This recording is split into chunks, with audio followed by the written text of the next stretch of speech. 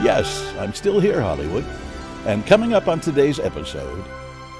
And then it was Beverly Hills Cop. I always say I wasn't an overnight sensation. I was a same-day sensation. It was great in every way, except for the fact that I was 25. I didn't know how to be a person yet because I'd been on welfare my whole life, and then just not on welfare, just poor. And everybody was not just staring, they were saying things like, "Sign my girlfriend's breasts." My father was the most enthusiastic and ingenious abuser that you can imagine. I'm sorry, Bronson. That No, sounds you rough. mustn't be sorry, because it's like saying to the diamond, "I'm sorry that lasers came at you and gave you facets." Accents in film and television can very much define an actor's devotion to their craft. Whether it's Meryl Streep's Polish accent in Sofie's Choice, or Frances McDormand's Minnesota dialect in Fargo, the formation of those voices tell the story of where the character is from. But there's one actor who reached overnight fame in the 1980s for his uniquely hilarious accent that left the movie-going world scratching their heads. This is Still Here Hollywood. I'm Steve Kmetko. Join me with today's guest, Serge, from Beverly Hills Cop, Bronson Pinchot. If you'd like to be more involved with us at Still Here Hollywood, you definitely can. Just visit patreon.com/stillherehollywood. You can support us for as little as $3 a month. You can get our episodes a day before they post anywhere else. You can see what guests will be coming up and submit questions for them. You can even tell us what stars you want us to have on as guests. You'll see what goes on before and after the episode, plus exclusive behind-the-scenes info, pics, video, and more. Again, that's patreon.com/stillherehollywood. Bronson, how are you? I'm very good, and I'm in the very, very most perfect place to interview, because I've had one of those weeks where life has scooped me out like a hard-boiled egg, gouged me out, mixed me with a lot of exotic spices that I wasn't really in the mood for, and then plopped me back in. That's always the best time to be interviewed, because you've been turned into a lobster stuffed with crab, and you had all your insides taken out and handed back to you in a new form. Did you have surgery or something this week? No, I was putting the finishing touches on the prologue of my memoir, and the prologue of my memoir, as requested, was the most painful part of an extremely difficult part of my life. And so getting notes on your own Life? well, and not only that, on the ground zero of your being, is something that has to be experienced to be grasped, because you want, it exactly reminds me, if you look at 1 or 2 or 3 or 13 cute animal videos on Instagram, then of course they keep coming up. And I am very fond of, for reasons I think must be psychologically astute, I'm very fond of like rescue animals that are beyond hope, and then they love them until they're better. And so, they always come in, and if they're cats, they're like, or wolves or foxes or anything, if they've been abandoned and hurt, they're just murderous. And then they show the thing about, and then finally they're just like in somebody's lap. And I think it's all of our lives. I'm sure it's yours too, to some extent. But when somebody is asking you to visit and revisit when you were in the trap or run over on the side of the road, and then gives you notes, it's got to be lived to be understood.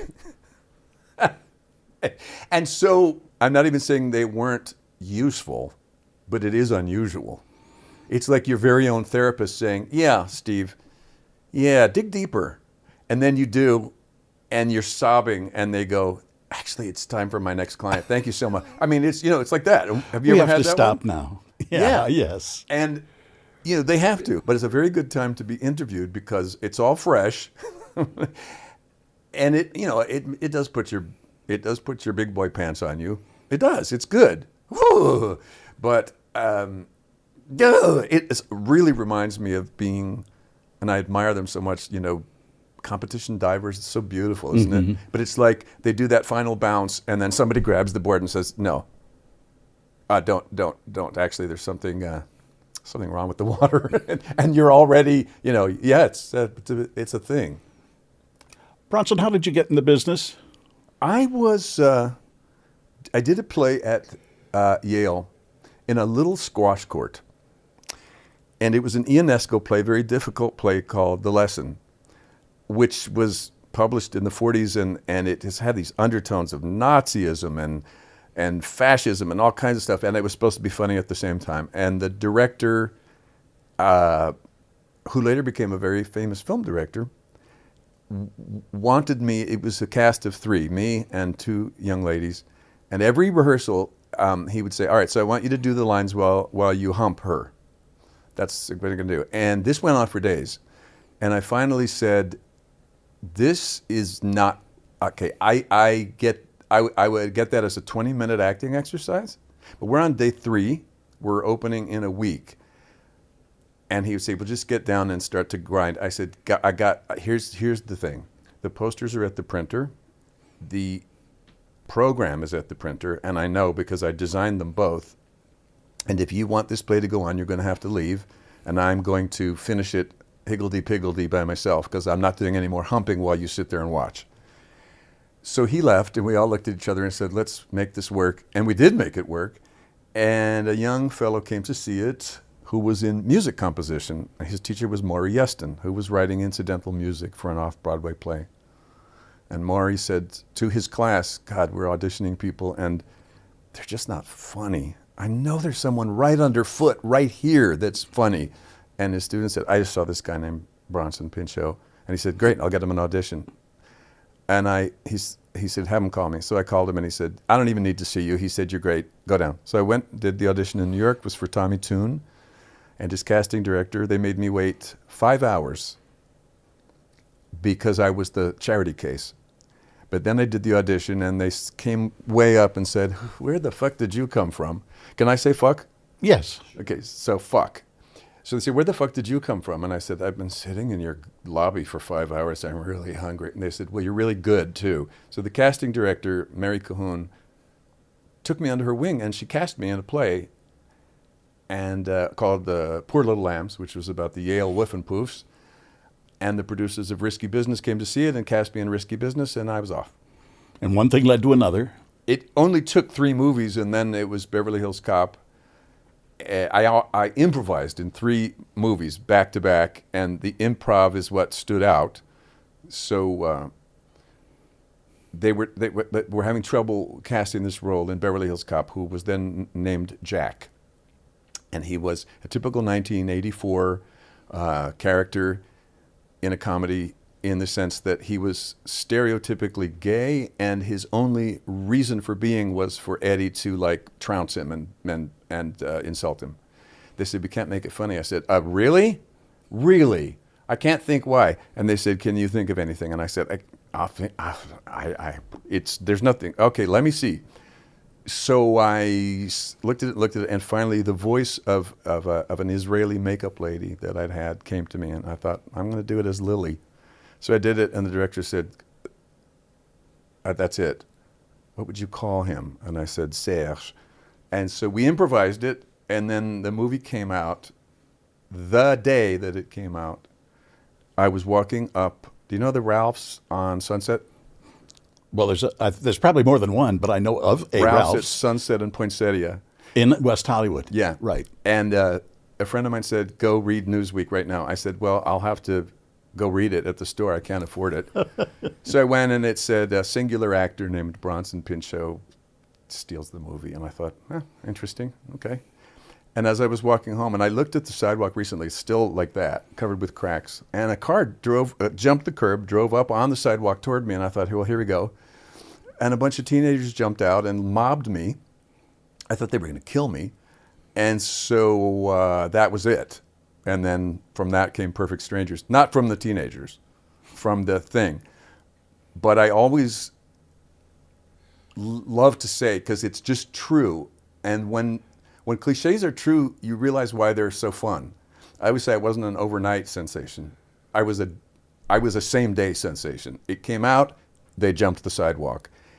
And I was like, this can't be, but it just was. That's the way it was.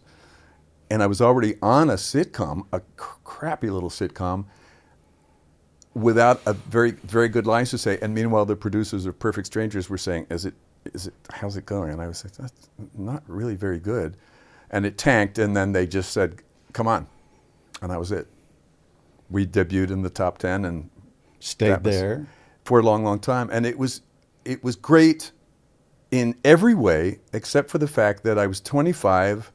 I didn't know how to be a person yet because I'd been on welfare my whole life, and then just not on welfare, just poor. And everybody was not just staring, they were saying things like, sign my girlfriend's breasts. And if I would demur with what I thought was great charm, they would then say that they would kill me. I mean, I didn't know what to do with that. I didn't know what to do with the money except spend every cent. And I didn't know what to do with people staring. Although one wonderful thing happened that did kind of ground me a little bit. Do you remember I Love Juicy? It was on Melrose, and it was this great place, one of the great places. They did fruits. Delicious. Smoothies and things. Smoothies and things. And it was just absolutely incredible. One of the first of its kind. So it was all glass. And it must have been about 1986, 87. I just wanted it so badly. I'm crossing the street, and every single face, and it sounds conceited to say, but this is just what happened. Every single face at the window was, smashed to the glass, like, look, and I thought, oh, please, just God, oh, can I just get some juice? So I just said, calm down. And I went up to the bar. It was tiny. There was a blonde woman with her back to me looking at the menu. So it was such a tiny place, we were this close. I didn't have any idea who was this blonde. I saw her long hair. And then she turned to look and see if maybe her partner was, she sensed a body. It was me. And she turned, so we were this close, and it was Catherine Deneuve. And I went, oh, and she went, oh. And so from that moment, I was like, okay, you need to understand that this is a telegram from God telling you it's not their fault. And I wanted so badly to say, you don't know me, but this is really funny, but she was over me. But that was a great telegram. Like, Bronson, it's like you can't control it. Catherine Deneuve turned around and you made the same sound, and then she made your sound, and now calm down and get over yourself. And that was really great. I met her several times. She is just breathtaking. She's amazing. And I would love to meet her someday and tell her the story, because I'm sure that she would absolutely love it. Because at the same time, I used to pass Carol Burnett in some little place in Westwood, and I would, kind of go, like, kind of drool with, like, you're my comedy goddess. And she would just look past me. And then she was at an upfront. We were doing the upfront for some year of Perfect Strangers, and she was in the first row. And I had written this comedy bit for Mark Lynn-Baker and myself, and nobody got it. So we're dying, but we always thought it was funny to die. To us, it was win-win. Either they get it or they don't get it, and that's even funnier. And there was 500 people there, silence, except Carol, who was screaming at every joke. Screaming, because she genuinely thought it was funny, and she knew that we were tanking, and she knew that we thought it was funny that we were tanking. She's laughing and laughing and laughing, and afterwards she threw her arms around me and said, do you have any idea how much I love you? I said, well, no, because every time I see you at the Westwood Marquee, and I'm like on my knees with worship for you, you look right through me. And she said, I've never seen you in my life, darling. And I said, I see you every single Saturday. And she's like, oh, darling, how can that be? So you don't even know. Right. And then we did a play together, and she said to me once, how do you come up with this stuff? Because we were doing a funny song, and I was coming up with physical stuff. I said, are you serious? She said, how do you come up with this stuff? I said, watching you when I was 12? What are you, nuts? You know better than anybody. It's like, it's so wonderfully, no one would believe how the ships pass in the dark, because she swore she was. And then she was saying, what's your inspiration? I was like, I'm holding on to her. You. This girl, she's like all the really great people. She was so truly humble. There's crappy imitation humble, which makes us gag. And then there's true humility, which is breathtaking. Right. Breathtaking every time. I interviewed her once for something we were doing at CBS, and I interviewed her at TV City. And she made a joke while she was answering one of the questions about her husband being buried in a box over against the wall. And then before we could air the piece, she called me and said, "Could you take that part out?" Bless her heart. And I said, "Yes, sure, of course we can." "Why?" "Well, he died not that long ago, and I think it might be, Exactly. in bad taste." So, yeah, we took it right out. But, You'd do anything for her, and I personally would do anything for anybody with a heart. Anything. But there's so many, people with armor on in show business who come at you with that, just like hack you with the sword, and then you're like, "Well, I won't give you the time of day." Well, but I remember we were doing this play, and at lunchtime, I always stayed behind. I didn't go out because I wanted to go over my choreography and whatever. And she would never go out because she just, I don't know why, she'd eat her little egg salad sandwich, teeny little egg salad sandwich. And she's eating once, and she looks at me, and I'm sitting there like this, and she's sitting there like this. And she said, "You are an introvert who does a damn good imitation of an extrovert." And I said, "Oh, and how would you know that?" And she said, "Takes one to know one, darling." And then she went back to her sandwich. Yep, that sounds right on. I mean, it gives me chills even now because it's like, oh my goodness, that's not even a conversation. That's just, she's knighting me. And she was absolutely right. I'm so introverted. And for every minute I spend on a red carpet, I need about 16 hours in sensory deprivation because it's so phony and it's so like, it's just like the difference between checking texts on your phone and watching Lawrence of Arabia. It just uses the whole battery. And I think of her every time to this day. I think of her every day anyway, but it's like, and then there's some people who appear to thrive on it. I don't know how. I don't know how either. I don't know how. It's literally like living on Lucky Charms. Like, where's the protein? Where's the fiber? Where's the nutrition? But anyway, or maybe they don't, and they're just good at.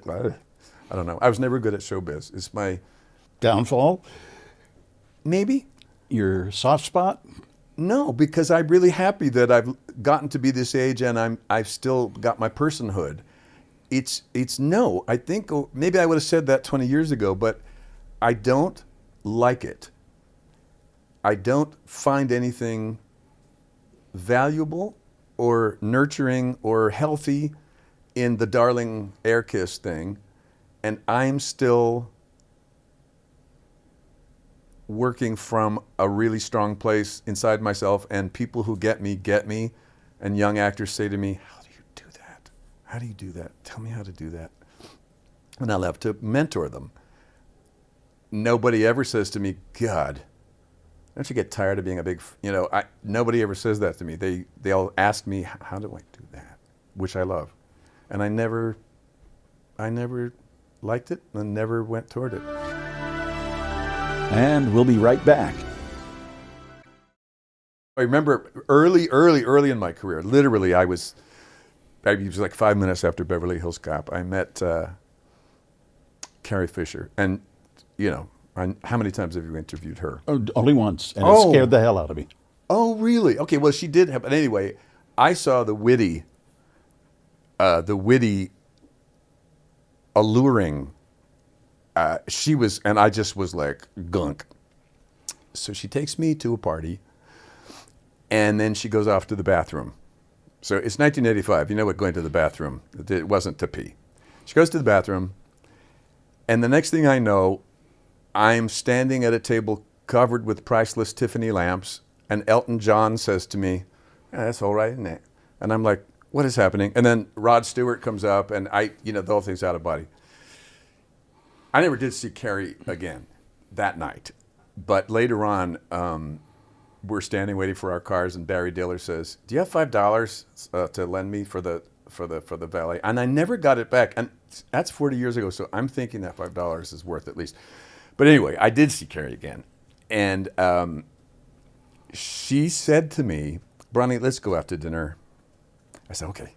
So we go out to dinner, and we're in this super, super fancy old school, you could hear a pin drop Chinese restaurant in Beverly Hills.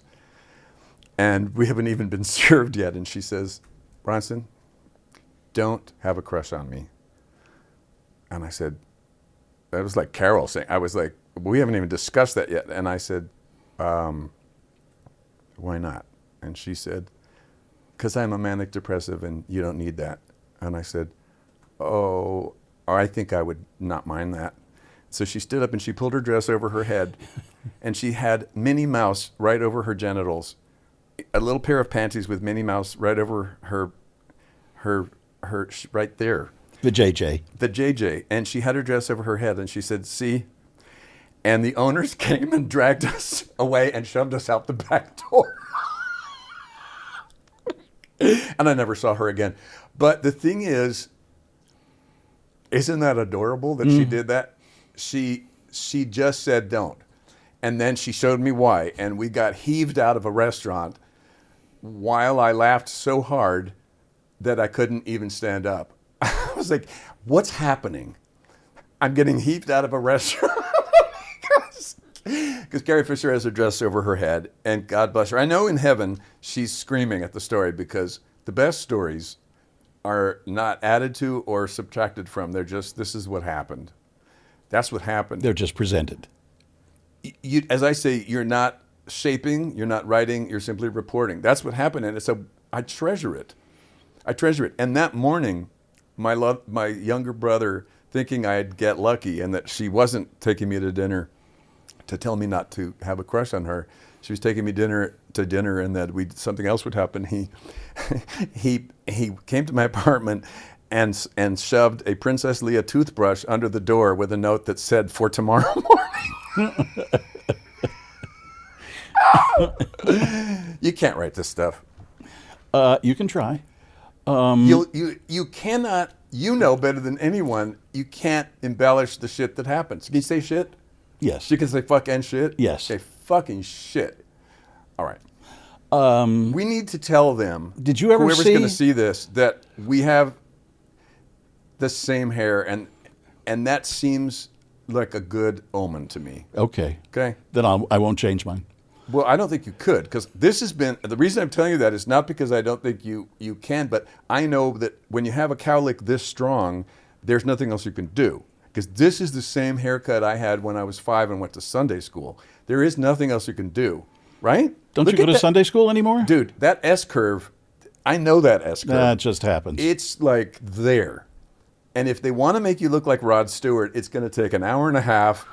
You know what I mean? Yeah. Actually, when I did Beverly Hills Cop, Axel F., the director, who was a sweetheart, never directed a movie in his life, he decided he wanted my hair to look like Rod Stewart. Well, I had to use a wig. And they forgot to have one made, which takes 6 weeks. And they forgot. So about 3 days before the film, they take me to a wig place, and they said, "We're going to have to go into that bin over there." And I said, "Oh, that's going to be great." And they pull out this thing that looked like a dead possum that animal control had thrown in a dumpster, and they dyed it, and they put it on my head, and it didn't even fit. It kept lifting up and back. And the hairstylist, who was wonderful, she did who's that? Ryan Gosling, and she did his hair in Barbie. And that's her work. And she said, "Bronson, can you? Is there any way you could just keep doing that during every take?" And I said, "Because," and she said, "because otherwise they're going to have to CGI it, or it'll end up on camera and everyone will know that we used a secondhand wig. Please, Bronny." So I said, "Yes, okay. So I'm just going to make it a character thing." So I did that as Serge. And I never saw the movie because I don't watch myself. At all? Ever, for any reason. The only time I'll do it is for post-production sound, when they have to correct something, and then I have to watch myself. And then I go home and take a bath in muriatic acid because I just made a promise to myself. At the very beginning of my career, I was working with people who you could tell had watched themselves. And that's not something I want to carry around. I don't want that yoke on my shoulders. I don't know what's my good side, my bad side. I don't know anything, and I don't want to know. And the people that have to carry that around are there's enough. We have enough crap to carry around. I don't want to know that, anything. How did you get that way? Because I worked with movie stars who were so hyper-conscious of what they did that was charming and what they did. You have to be willing, it's so obvious, but here's my motto that I developed at that time. And my motto is, when it comes to acting or anything on camera, do your best to inhabit it fully and then forget about it, because there's nothing you can do. So my motto is, live it and leave it. And what makes that possible is, don't watch yourself, don't critique, don't say, I wish they'd used a different take, just walk away. Walk away. And that has worked for me, because if you want to really, really dig, you're going to have to look ugly, because you're going to have to do ugly crying if you really want to dig, and you're going to have to not care. I mean, my favorite actors, Spencer Tracy, he didn't care. He didn't care. He even said once, I don't even know what acting is. And I agree with him. I don't know what it is. Every time I walk onto a set, I'm thinking, it'll come to me, but I don't know what it is. And I don't know that anyone thinks it is. But there are plenty of people who do, how like every cookie recipe starts with that, starts with eggs and flour and brown sugar, whatever. And then you start to make whatever you're going to make. It's got that base. I don't believe in a base.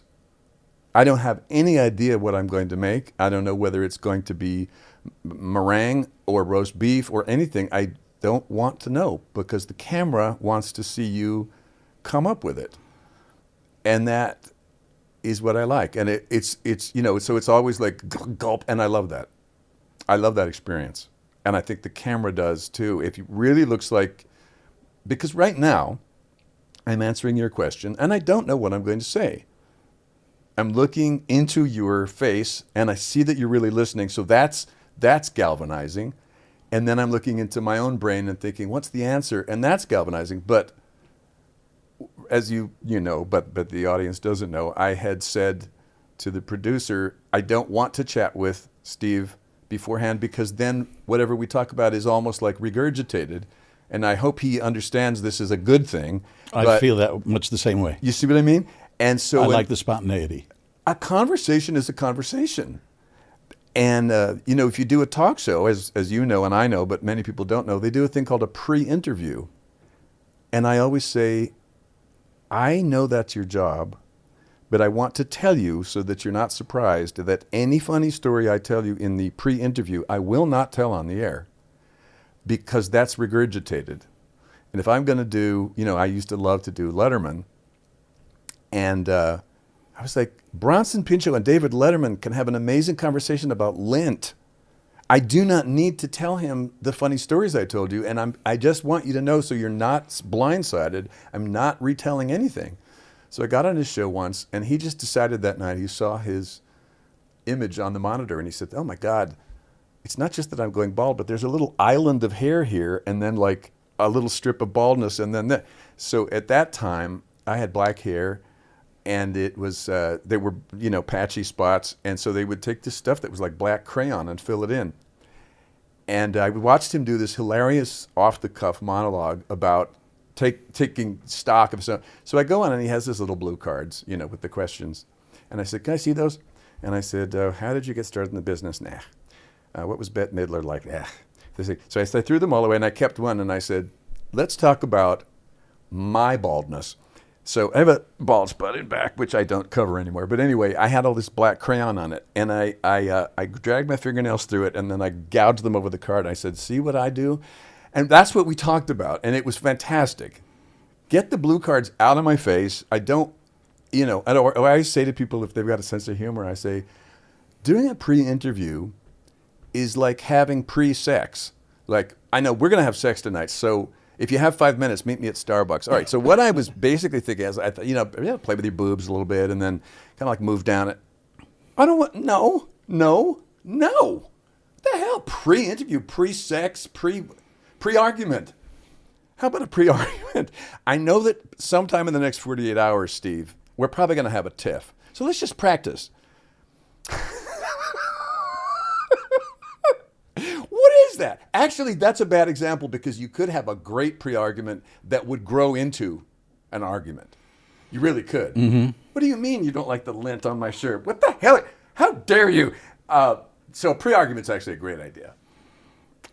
Pre-argument's a brilliant idea. I'm going to have to try that. But everything else is like, what do you mean pre? Are you joking? And that's why I also will do anything. When we did True Romance, I was playing Saul Rubinek's personal assistant.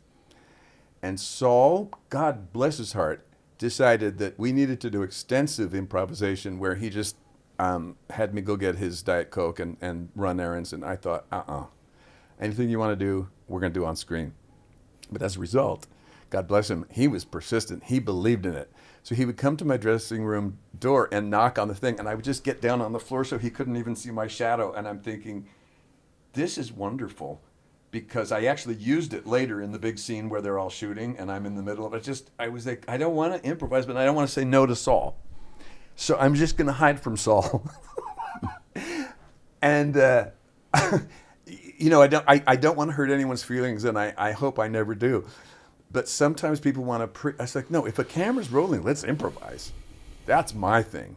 But you want to like order me around so that I know what it's like to be your assistant? No. And I always say, what was that movie that Kim Basinger, I think, did 9.5 Weeks or something, where they just have sex the whole time? Right.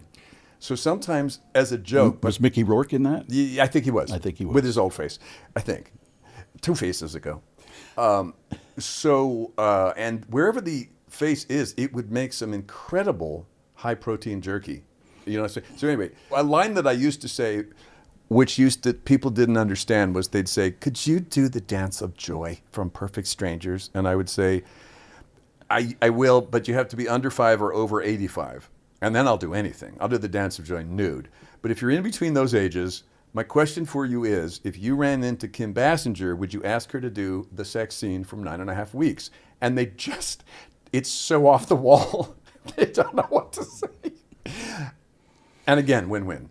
Because if they get it, we're best friends. If they don't get it, I'm in heaven. This is so weird, you know what I mean? Just say to somebody in a parking lot in Scranton,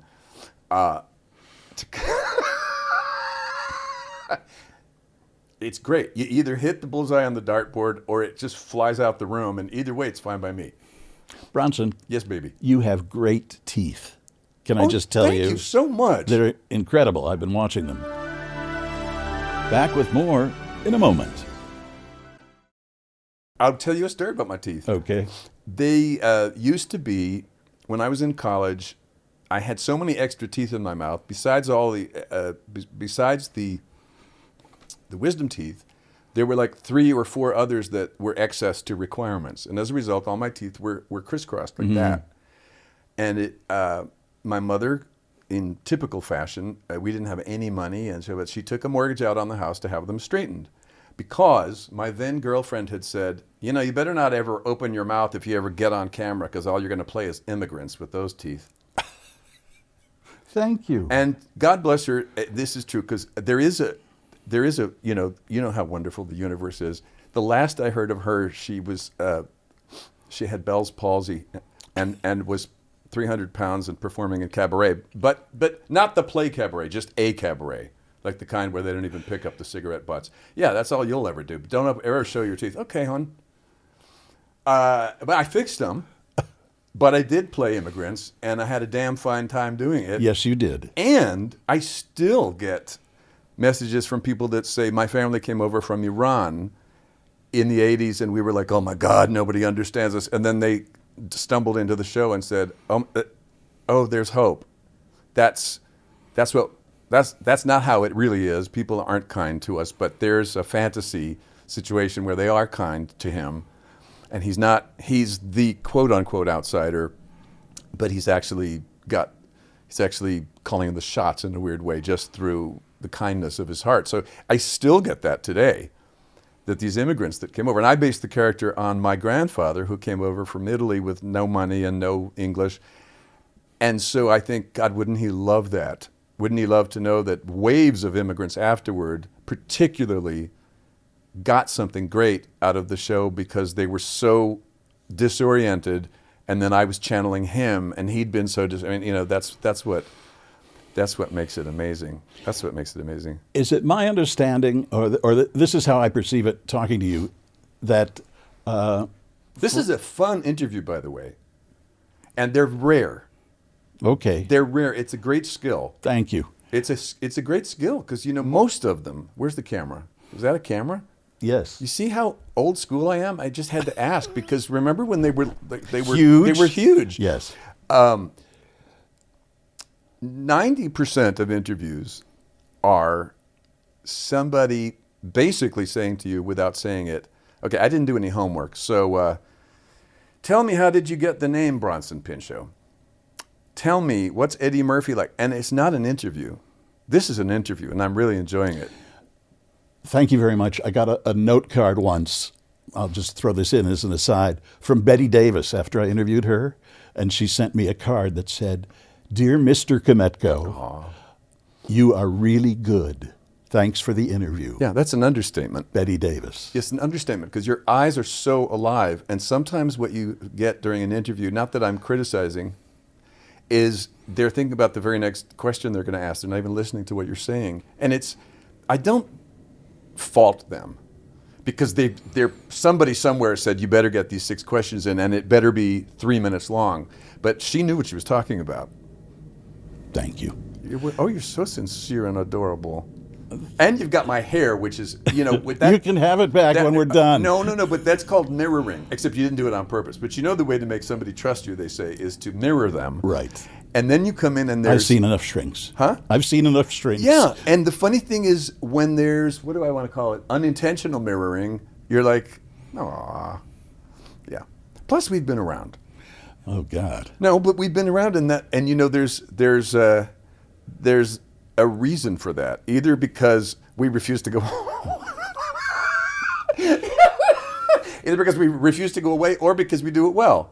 Well, it says still here Hollywood. Well, I just realized that's true. But, I did a podcast with dear, sweet Stephen Baldwin recently, and we're having a very nice time. And it becomes clear to me he doesn't realize we did a movie together 30 years ago. Oh. So you talk about twinkle, because he's talking about my career in chronological order. And then he gets to the year that we did the movie together, and I'm having so much fun. And he said, God, your face is so full of glee. It's wonderful. I said, well, we did a movie together. And then he did this wonderful thing where he retraced his whole life and went, oh my God, we did. It was really fun. But you were about to ask me a question and I interrupted. No, that's okay. I like. Do you remember the question? Hell no. Let's see. Can we recover it through archaeology? One of the things, it was, there have been several times, but I don't like interrupting people when they're talking to me. But that's another great technique that's very rare. But I want to get back to your question if we can. Okay. I was going to ask this earlier when we were talking about Carrie Fisher. And I got the distinct impression from you that you were very impressed by her and very... She was so witty. Wasn't she? That's what scared me about sitting down to interview her. I thought this woman could cut me to shreds. But she wouldn't have. She had a big heart. She had a big heart. She was so witty, and she was so effortlessly witty. She was almost witty in spite of herself. She was oozing. I said this to Julia Roberts. I was doing a benefit performance with Julia Roberts. She was way across the room. It's a gigantic soundstage, and there were 30 of us there, and it was a benefit performance to raise money for the LA Shakespeare Festival. And everybody was, Tom Hanks was there, Ewan McGregor was there, Helen Hunt was there, and then I'm sitting next to Keanu Reeves. We're doing Much Ado About Nothing. And Julia's way across the room. I've never been introduced to her. I don't know that I ever will be introduced to her. So Keanu leans over. I wish I did a great Keanu imitation. And starts to mumble something. And I had never, and I hadn't been introduced to him, but he starts to mumble something. And I realized to my horror and delight that he is giving me extensive direction on how he wants me to play my part, because I was playing his henchman. Now, I don't know what my face looked like, but the next thing I know, because I was listening and trying to take in all the facets of him directing me on how to play anything, particularly comedy. And I'm just taking it in and looking at my options, which are laugh, be polite, commit suicide. You know, all of a sudden I look up and Julia Roberts is standing right here. She doesn't say anything. She offers me her arm as if we're going to go to the opera. That didn't take any. So I get up and I take her arm and she starts to walk me away and her eyes are like chandeliers. She's so full of glee. And when we get out of earshot, she says, "Can I just tell you, there's a lot of interesting stuff going on in this room, Bronson. A lot. But nothing can come close to you. I'm going to guess listening to Keanu Reeves give you direction at length?" And I said, "Yes." And she said, "That's what I thought. It's the funniest two-shot I've ever seen in my life. It's genius. And now I'm going to take you back and deliver you back to Keanu Reeves, Bronson." So she delivers me back. What Keanu was telling me was that wherever he went on stage, wherever he chose to go, in the genius of his instinctual comedic prowess, I was to go with him. That's what he was telling me, but he was telling me line by line.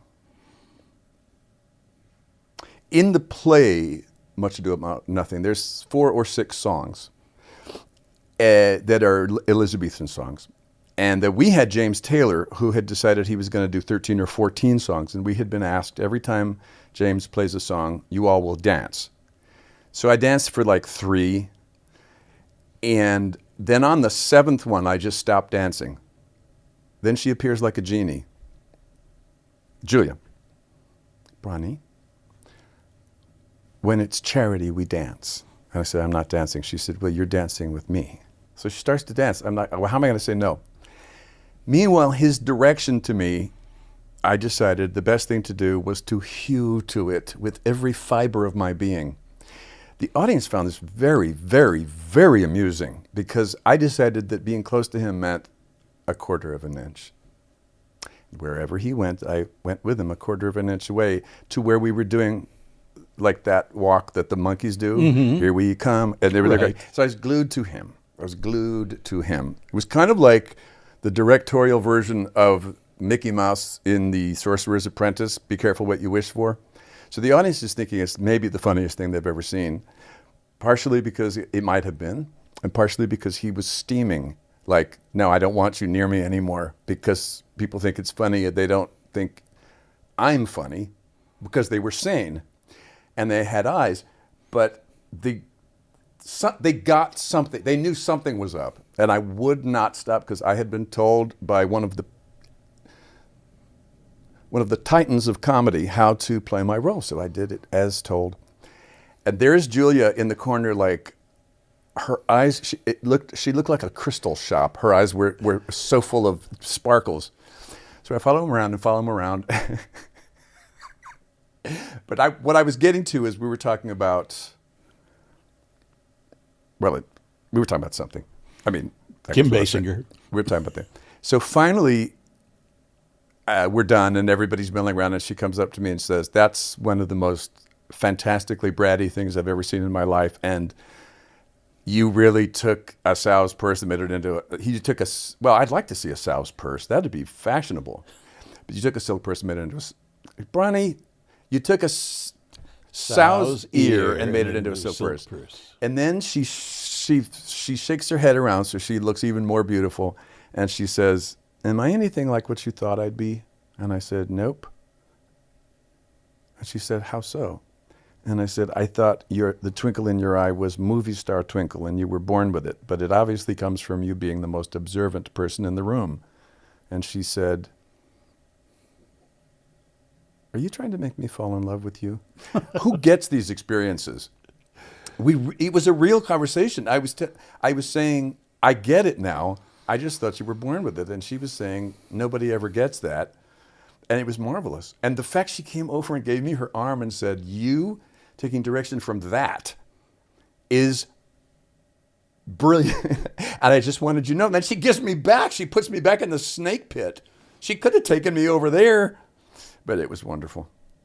All the wonderful. She's very good at that kind of stuff. She's, what she gained in me was a lifelong, I won't hear anything except praise for her, because that was amazing.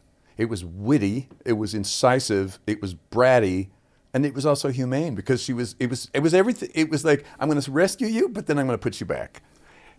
And then she came over later, leaned over so that we were staring right at her cleavage and said, as this rehearsal drags on, I wonder if Bronson may be finding me more alluring, and Keanu, you might be finding me less alluring. I don't know. And she walked away. She's just, this is wonderful. She is wonderful. I did an interview with her in London when she was promoting Notting Hill. Oh, yeah. And I had just finished interviewing Hugh Grant. He's a handful. He looks like he'd be a handful. Yeah, he is a handful. But I mean, like right on the razor's edge, like delightful, but like you wouldn't want it on a bad day. Right. Right? Yep. Yeah. There's some people you just don't want to cross. But then you could imagine becoming best friends over 10 years and then you're on that side of it. But yeah. Well, Julia was coming in after that interview. We were doing her next. And I had interviewed her at least half a dozen times. And we just hit it off from the first time. From Pretty Woman, we hit it off. And I said to my cameraman, because I knew this was going to happen, I said,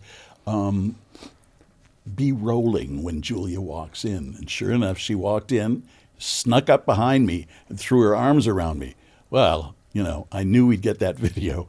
And my camera guy said, how did you know she was going to do that? Lucky guess. Just a lucky guess. Yes, and also your good instinct, which is why you're so good at this. You just knew. That's what's good about it. Don't anyone ever tell anybody, don't ever tell anyone or either of us, tell me what's by the books.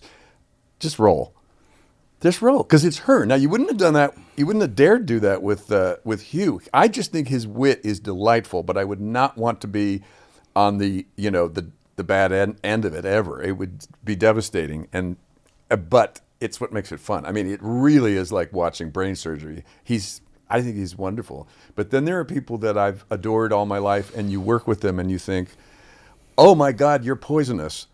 So I'll go back to being distant. I mean, like, no. I'd love to ask you to name names. Oh, I know you would. Well, I'll tell you what. As I write this memoir, I keep saying to my manager, I'll write, and then I walked on the set, and there was, and then I just put the word in capitals, redacted. And she says, what the hell is that?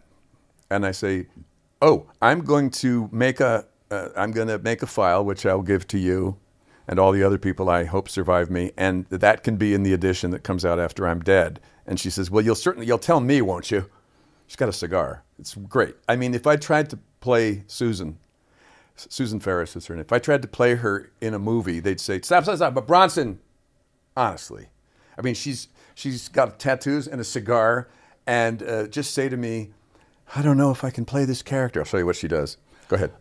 I don't know if I can play this character. Oh boy, get out.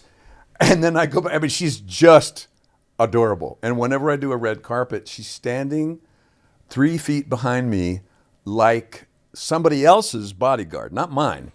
Because you better do this interview, and you better be charming, and you better not say you are getting, asked the same questions. It's just not. And she stands there. I mean, she really stands there like, it's hilarious. It's a duo act because she's got a heart like a marshmallow. But anyway, she says, well, you're going to tell me, aren't you? And I'll say no, because if you ever, there's 40% of it is too good and too risky to ever tell. It's just unbelievable. The stuff that's in it is unbelievable. The stuff that's in it is unbelievable because you can't believe it wasn't written by Charles Dickens. I mean, my first memory is my father trying to kill my mother and basically succeeding, except at the last second she got him off and got us out of the house, and that was the best thing that happened in my childhood. But the best thing? It was rough because my father was the most enthusiastic and ingenious abuser that you can imagine. And he did it right in front of the kids. And she always did somehow a funny punchline about it after the police dragged him away that made us laugh even though we were crying. And that was like a masterclass in no matter what, you have to put a button on it. And the button has to be funny or you're just going to die. And yeah. I'm sorry, Bronson. That No, sounds you rough. mustn't be sorry because it's like saying to the diamond, I'm sorry that lasers came at you and gave you facets. One time when I got fired from E, Julia contacted me and said if there's anything I can do to reverse this. She was so sweet. See, you're making me, no, I couldn't love her anymore, but that's beautiful. Yeah. She sent me flowers. Yeah, she was just the best. She gave me some of my best interviews. And what was really I've been trying to get her now, but I can't get through her publicist because I'd love to have her come sit here. But see, that confirms to me what I felt. You know, but also when we went to dinner that night, and it's every one of these stars and all their starry friends, and for reasons that are just known only to her, she took her big purse and she plopped it on the chair next to her and said, for no reason to nobody, that's so that nobody sits here but Bronson. He's the only person in this room that could possibly make me laugh. Oh, Veal. I mean, she's just a brat and just fantastic. When I first interviewed her, the first thing was Pretty Woman, and I had seen it the night before. And I walked in and I said, just as she was sitting down, I said, anybody ever tell you have the world's greatest smile? Yeah. She smiled through the whole interview. She said, no, I can't stop, which is exactly what I wanted anyway. When she's so, and she's so, you can feel it. You remember you all remember the first time you see her, you think that just can't be any more accessible and twinkly. And as I said to her, you got the twinkle, but it's not because you're just putting it on. And we all know people that can put it on really well. They can put it on really well. I keep seeing Keanu, visiting dead children or dying, and then everybody says how soulful he is. And I think, well, if he's so soulful, why did he give me direction for 43 minutes without reading the room? No, I mean, I actually admire him for that. But anyway, but she's the real thing. There are people that I think they're very scary. They can adopt the twinkle, woo, and then you get to see them, and it's just like a piece of jewelry. But she's got it, yeah. It's great to be able to talk about her without even meaning to, because it's not like you said, who's the most interesting, No, it just came out, so that's kind of fun. I hope she learns about it. Go ahead. I hope so too. You can tell her, Steve's doing this podcast. He'd love to have you as a guest. What's the favorite movie you've ever done? True Romance. How come? Because I had not had an opportunity to do what I was trained to do in acting school until that time. And by that time, it was Beverly Hills Cop and then 6.5 years of Perfect Strangers. And then finally I have a role where I can speak in my own voice and do what I was born to do, which is to, Tony Scott said to me a million times, you're not sneaking funny stuff in, are you? And I said, no, but the performance is funny. But it's funny because the character clearly is calling on his sense of the absurd the absurd quality of the moment, to walk the razor's edge of a very upsetting moment. And I'm so proud of it because it's, you know, I'm not kidding around, but it's also funny and it's also very sad. And that's what I was born to do. I wasn't entirely born to do pure comedy, and I certainly wasn't born to do Eugene O'Neill and just be terribly, you know, people that really are great tragedians. Vanessa Redgrave, I mean, you've seen her on stage, and it's like wipes, you know, it wipes the floor with any, you know, she comes from a place so intensely deep. But I'll tell you a funny story. When she did Orpheus Descending in New York, she stayed at the apartment of Ted Mann, who used to run Circle in the Square. And then I did a play at Circle in the Square shortly afterwards, and all her stuff was still there in her bedroom and the bathroom. And I revered her so much. That I used to, part of my preparation was I would sit on the floor in the hallway outside her bedroom, just trying to remember what she brought to every performance, which is this, she's reaching down through the crust of the earth and the molten nickel to the essence of pain. And it's just astonishing to see. So, later, I did a play with a wonderful actress who actually had been her personal assistant for a while. And I said, you were Vanessa Redgrave's personal assistant? I love her. And she said, yeah, didn't you stay in Ted Mann's apartment right after she was there? And I said, yes. And she said, yeah, she says you took her towels? I said, no, I didn't take her towels. And I remember my girlfriend joining me there for some weeks, and I remember my girlfriend, typical, I mean, it's just like great lines. She had two great lines in her life. One of them was, oh my God, these are the cheapest. Where did she get her beauty supplies? CVS? That's the first thing she said. The other thing she said that was genius was, I saw this guy who was high on fentanyl or something outside my house in Malibu, and he climbed up like Spider-Man and was kicking the glass with his, you know, like backwards like a donkey, and I thought, uh-oh. So I run upstairs. By that time, he's gotten up there. I had said to my girlfriend a million times, do not sleep with the windows open. Sleep with the windows open. The guy's already over her, literally over her, while all the dogs are wagging their tails. So I was wearing this skin-tight orange shirt with a little blue anchor on it, and that becomes important. So I said, out, out, out. And I didn't know what else to say. I just backed him out till we were on the balcony. And he said, give me your shirt. And I thought, all right. I took it off and gave it to him. And he said, now let me through the house. I said, no. So he jumps off the balcony and staggers away. And then we call the police. And by this time, I'm like this, and she's like this. They gave her one of those little blankets. So the completely unimpressed cop is like, all right, you know what what was he wearing? I said, that's easy. My orange T-shirt. Orange T-shirt. About what time was it? I said, it was like, well, about 9. My girlfriend is like, she's in shock. And then he goes, okay. What color hair? And I said, kind of like nasty, skanky blonde. And my girlfriend says, wait. Go back 2 pages. Okay, the shirt, it was more of a terracotta. And she was a photographer in her defense, but isn't that effing genius? And the cop just does the most, give me that pen. Just say it was more of a terracotta, and I'll show you. He was a comedy genius. Go ahead. What color was the shirt? No, your line is, it was more of a terracotta. Oh, I'm it was the cop. All right. Just take a second and reset. Okay, go ahead. It was more of a terracotta.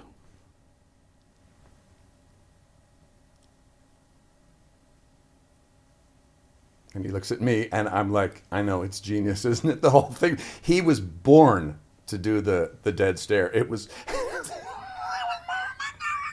And I said to her afterwards, so let me get this straight. So there's this drug-fueled, crazy person with, I later found out, he'd broken his ankle as he jumped off the bed. With a broken ankle. Just like John Wilkes Booth. Like John Wilkes Booth. Lovely.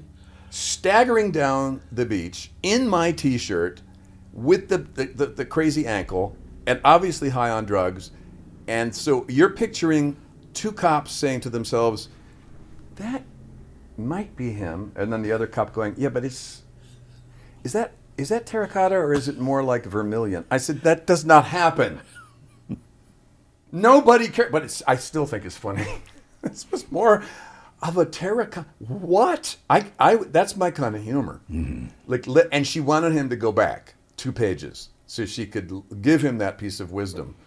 You were so perfectly cast. My favorite movie of yours is First Wives Club.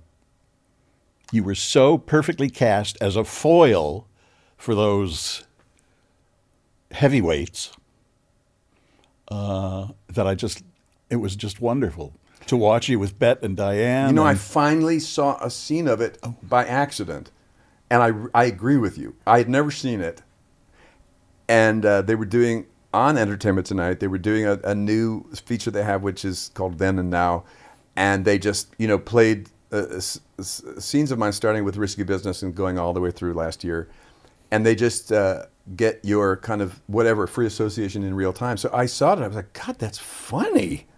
Hell. But I'll tell you my favorite story that happened on that. What? Give me some little thing. Because it was Maggie Smith and her clutch purse. No. Give me a pillow. I'll show you what she did. Because this is what pros do. Thank you. So no one ever introduced me to Maggie Smith. She was just sitting next to me with a little clutch purse, her character's clutch purse. And I sat down next to her and I said, when I was 18, someone took me to see the movie you did of Othello with Laurence Olivier, and after your death scene, I literally had to be carried out. I was so moved. I'll never forget that. So this is her clutch purse. Now you say any part of that and I'll show you what she did. Go ahead. I had to be carried out. Honestly. And it was the most adorable thing I've ever seen. It was like, no, we're not going to compliment each other. We're both pros. I mean, it's everything with a smack. Smacked me with her clutch purse. And it was the greatest compliment ever. It's the greatest thing ever. And what I'm also very happy about is she was crying one day. I want to see Maggie Smith cry. I said, what on earth is the matter? I've got an abscess. And I asked someone if I could go to a dentist, and they said no. I said, well, it just so happened that the producer of the movie had produced my then girlfriend's movie, Clueless, Scott Rudin. So I said, just hold on a second. So I go to Scott, said, Maggie Smith's crying. Somebody said she couldn't go to the dentist. And a limousine pulled up and grabbed Maggie and took her to the dentist. And that was just because I just knew him. She was too English to understand that if you go to a first AD, of course they're going to say you can't leave. She way, way, way too British for that. And I was like, well, I'll just ask the executive producer and you will, and boom, off she went. And good for you. Well, it just felt incredible. It was like, she wouldn't let me compliment. I'm going to get choked up, but she wouldn't accept a compliment, but I gave her something more meaningful, which was, I got her to a dentist, and it was incredible. You could never ask for that kind of, you know what I mean?